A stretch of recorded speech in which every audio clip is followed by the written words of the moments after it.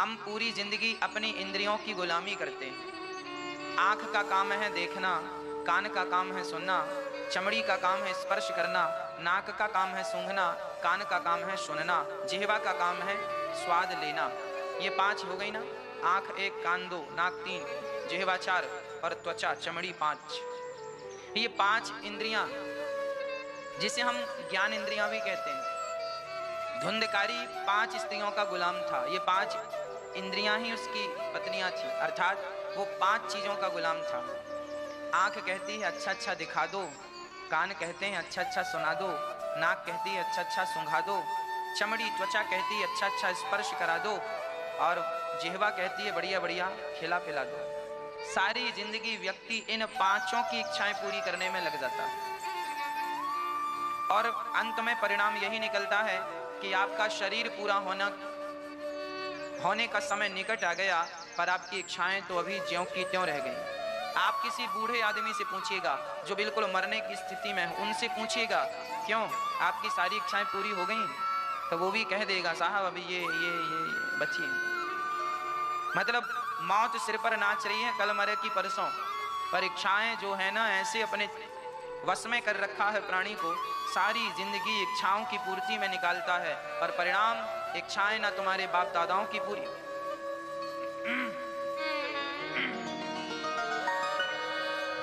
ना इच्छाएं बाप दादाओं की पूरी हुई, ना तो हमारी हुई, ना तो किसी की होंगी। इसीलिए कहता हूं इच्छाओं की पूर्ति में मत लगो। विवेकशील व्यक्ति वही है, समझदार व्यक्ति वही है जो इच्छाओं को छोड़ करके भगवान की शरणागति ग्रहण कर लेता है।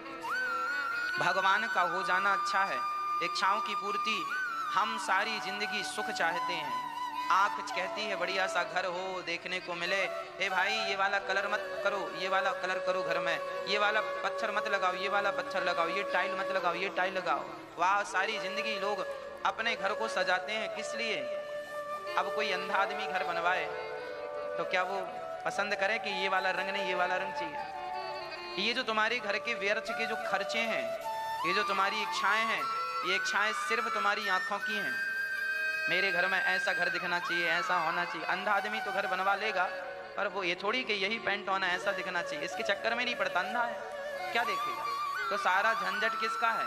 आंखों का। इसीलिए कहते हैं आंखें, यदि तुम संसार को देखना चाहते हो तो ये आंखें बेकार है। मोर के पंख जैसी आंखें हैं। एक आंख मोर के पंख में भी होती है। मोर पंख देखा? मोर के पंख में भी एक आंख सी बनी रहती है। तो आपकी आंखें यदि संसार को देख रही हैं तो आपकी आंखें सिर्फ मोर के पंख जैसी हैं, कोई काम की नहीं। मोर पंखी में जो आंखें होती हैं वो किस काम की हैं? बस उनका कोई अर्थ तो है नहीं। तो जो आंखें संसार को देखना चाहती हैं वो आंखें बेकार हैं, व्यर्थ हैं। तो सफल कौन सी आंखें हैं? बोले जो आंखें भगवान को देखने के लिए रोती हों, तरसती हों, तड़पती हों। बस समझ लीजिएगा कि उन्हीं की आंखों का होना सफल है, जो भगवान की याद में रोती हों और भगवान को देखने के लिए उत्सुक हों, तड़प रही हों। आंखों को सिर्फ किसका इंतजार होना चाहिए? केवल भगवान का। उन्हीं की आंखें सफल हैं जो भगवान को देख रही हैं, और जिनकी आंखें संसार को देख रही हैं सब व्यर्थ आंखें हैं वो, है ना? इसीलिए कहा करता हूं शरीर में ईश्वर ने जितने अंग दिए हैं ना, उन अंगों का भी एक कारण है। आंख क्यों दिए हैं? प्रपंच देखने के लिए, भगवान को देखने के लिए। कान क्यों दिए हैं? निंदा बुराई सुनने के लिए ना, भगवान की कथाएं सुनने के लिए। हाथ क्यों दिए हैं? किसी का गला दबाने के लिए ना, किसी के चरण दबाने के लिए, किसी के कंधे पे हाथ रखने के लिए कि चलो तुम अकेले नहीं हो, मैं भी तुम्हारे साथ। इसलिए हाथ दिए। पांव दिए किस लिए? केवल इसलिए कि तुम पांव से चलकर शराब की दुकान में जाओ और शराब खरीद लो? क्या पांव इसलिए दिए कि तुम मांस की दुकान पे चलकर जाओ और मांस खरीद लो? ना, पांव इसलिए दिए कि इन पांव से चलकर तीर्थ यात्रा के लिए जाना और कथाओं को सुनने के लिए इन पांव से चलकर जाना। इसीलिए ईश्वर ने पांव दिए। हाथ दिए हैं कि किसी का गला नहीं, किसी के चरण दबाना, इन हाथों से किसी को रोटी देना, इन हाथों से किसी के आंसू पोंछ लेना। जिह्वा दी है भगवान ने, इसलिए नहीं कि तुम किसी को गालियां देते रहो, उल्टी सीधी बातें करते रहो, इसलिए नहीं दिया जिह्वा। जिह्वा दी है केवल भगवान का नाम जपने के लिए, अच्छा मार्गदर्शन करने के लिए। आपसे कोई सलाह मांगे तो सदा उसे बेहतर सलाह दीजिएगा। अच्छी बात कीजिएगा। हाँ, इसीलिए हमारे शरीर के हर एक अंग को हमें भगवान से ही जोड़ देना चाहिए। इसी से इस शरीर की सार्थकता है। पर लोग अपने स्वार्थ में उलझ जाते हैं और अंत में मिलता क्या है? चलो, तुमने यदि खूब भोग लिया, खूब बड़ा नाम शोहरत कमा ली, खूब पैसा कमा लिया, तो ये बताओ अंत में इसका लाभ क्या है? क्या लाभ है बताओ? क्या मिलने वाला है तुम्हें? इस लोक ये याद रखना कि यहां से आगे भी कुछ है। यहां तो तुम 100 साल 50 साल 80 साल के लिए हो, यहां से आगे जाओगे तो वहां क्या करोगे? जैसे मृत्यु लोक है ऐसे ही और भी लोक हैं, जैसे नरक लोक कहते हैं, जैसे स्वर्ग लोक कहते हैं, जैसे बैकुंठ लोक कहते हैं। ये लोक हैं। मृत्यु लोक ये है जिस पे हम प्रेजेंट में हैं। इस लोक से भी हमारा ट्रांसफर होगा। सरकारी अधिकारी है, जब सरकार चाहे जहां ट्रांसफर करना चाहे कर देती है, उसकी मर्जी नहीं चलती। बैंक का मैनेजर है, आज इस बैंक में है कल उस बैंक में चला जाएगा, आज इस जिला का अधिकारी है कल उस जिले का हो जाएगा। इसमें क्या है? सरकार जब चाहे बदल दे।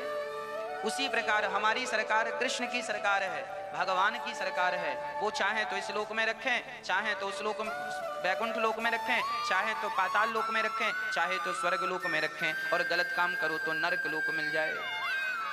अब लोग ना ये समझ लेते हैं बस हम तो मनुष्य बन गए, ये घर जमाना हमारा हो गया, बस। अब उनको ऐसा लगता है हम अमर हो गए, कभी मरेंगे ही नहीं। उनको लगता है बिल्कुल फिक्स हो गए। धुंधकारी को भी यही लगने लगा, और अंत में धुंधकारी जब मरा तो प्रेत योनि में चला गया। क्या बन गया? भूत। एक सज्जन बोले महाराज जी भूत प्रेत तो होते हैं क्या? अरे भैया होते नहीं तो हनुमान चालीसा में ये क्यों लिखा जाता? भूत पिशाच निकट नहीं आवे, महावीर जब नाम सुनावे। होते हैं तभी तो लिखा है कि नाम जपोगे हनुमान जी का तो निकट नहीं आएंगे। होते ही नहीं तो तुलसीदास जी को कोई शौक थोड़ी लग रहा है लिखने का। कौन बनता है भूत? भूत वही बनते हैं माँ नहीं मात पिता नहीं देवा, साधुन सन कर वा वहीं सेवा। जो अपनी माँ को नहीं मानते, पिता का सम्मान नहीं करते, माँ का सम्मान नहीं करते, माँ का अपमान करते हैं, जो समाज में केवल गलत व्यवहार करते हैं, केवल गंदे काम करते हैं, झूठ कपट से जीवन भरा है, ऐसे लोग सीधा प्रेत योनि में चले जाते हैं। इसीलिए भूत प्रेत बनने से बचना हो तो सदा भगवत शरणागति ग्रहण करना चाहिए।